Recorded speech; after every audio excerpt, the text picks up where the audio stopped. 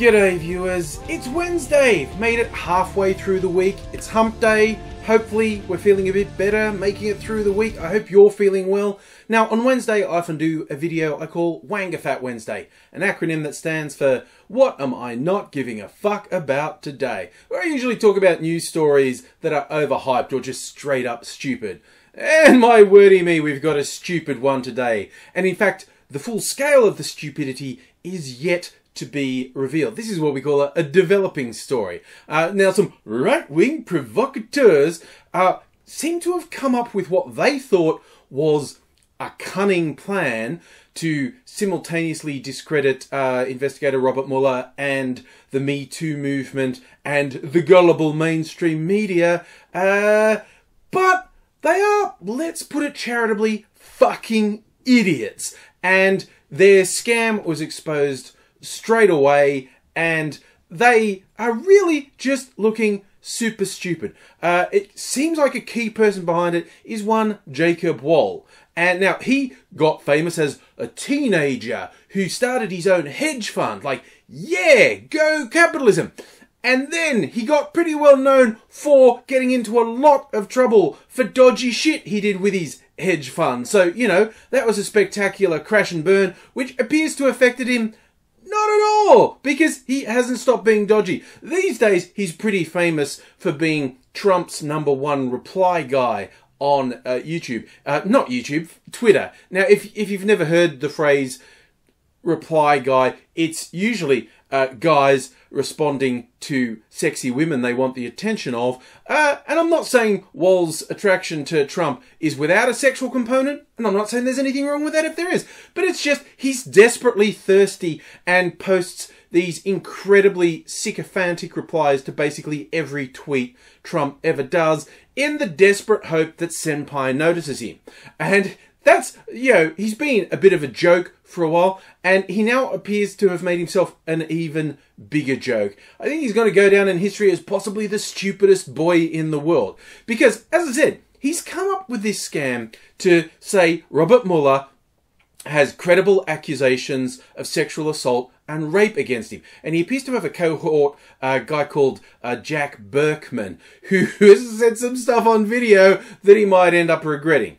Because, surprise, surprise, the allegations against Mueller that these guys have scurrilously put about are completely false. Now, it's not completely clear at this stage whether this cunning master plan was designed to just smear Mueller, or it was intended to be seeded with false information that when the gullible mainstream press ran with it, they would be discredited, and it would come out as being a false claim of sexual assault and an attempt to discredit the Me Too movement as well.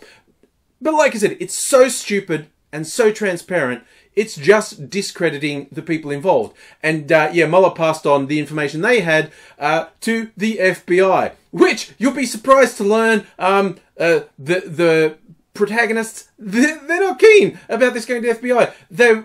They managed to get this ridiculous website, the Gateway Pundit, to publish these absolutely baseless allegations, and then when everyone said, dudes, this is completely fake, the website went, oh no, slander, oh my god, we're in so much trouble, and they've taken it down.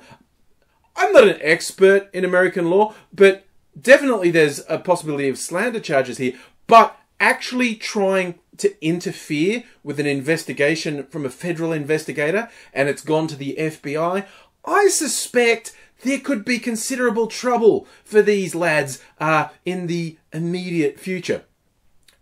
They surely thought they were super clever. They set up this whole infrastructure, a website for a company called Surefire Intelligence. You know, they're an Israeli-based super spy outfit. They did great work. And this had been set up for a number of months, apparently. And, oh yes, we'll fool them by spending a little bit of time putting links on various websites for a couple of months and then go public. Except the photos of all of the staff are like stock photos, or in one case, one of the executives is apparently the actor Christoph Waltz, and one is obviously Jacob Wohl himself.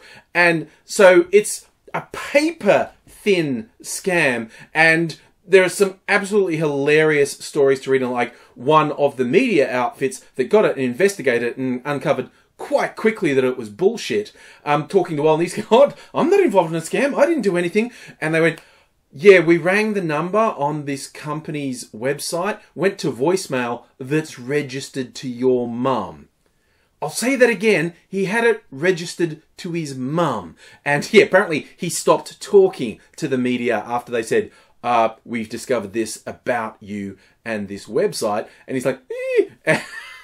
So the combination of him trying desperately to go, "That's nothing to do with me," when it obviously is. This other website who published it and then quickly took it down because of how much trouble it could get them in. It's just, this is clusterfuck of stupidity. And I think their biggest problem, I mean, aside from being complete fucking morons, their biggest problem is they believe their own bullshit. You know, they believe the lamestream media just prints fake news. They believe that they're cunning masterminds. They believe everyone else is the stupid ones. See, a lot of these right-wing provocateurs have been exposed because they've gone to the media with a story and gone, "These gullible fools, I'll make them look so stupid." They do not seem to understand that actual legitimate media organisations research when they get a story. They tend to not just run with it. I will admit their big weak point is breaking news, a dramatic event. They fall over themselves to say something, and the actual truth is usually coming second to being first.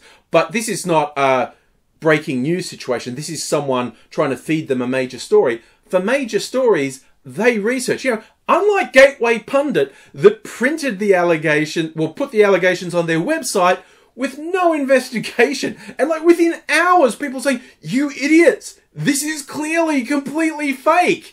And that's the difference between an actual media organisation, actual journalists, and these fuckwits who go around going, "I'm a crusading online journalist." No, you're not. You're an idiot with access to a computer. I'm an idiot with access to a camera and editing software. I've never done anything as ridiculous as call myself a journalist. I'm just here to make fun of these loser fuckwits as they go down in flames.